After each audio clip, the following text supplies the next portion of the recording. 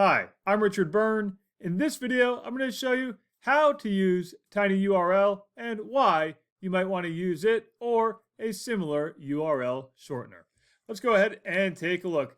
So first of all, let's say you've come across an awesome online course and it has a long link that you want to share with a friend, a colleague. You want to put it on a whiteboard or you want to put it in an email, but you don't want to have that super long URL. You want to shorten it down. So go to tinyurl.com and paste in that long link and then select Make Tiny URL.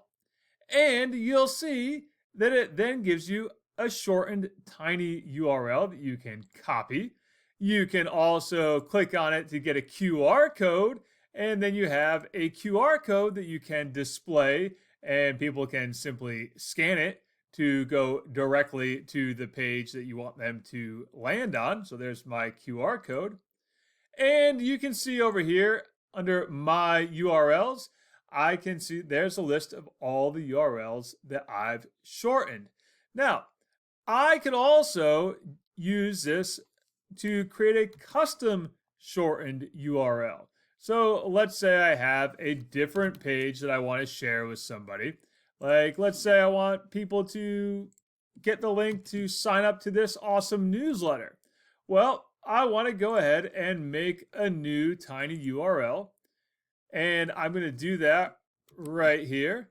And instead of just being tiny URL and then whatever they randomly assign, I might put in something like this.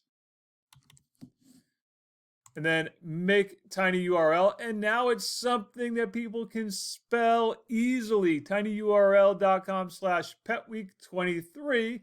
And once again, I can get the QR code. I can copy that link.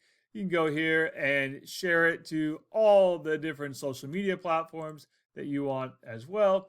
And since I'm signed into my free account, I can go to my URLs at any time and see the URLs that I've shortened in the past.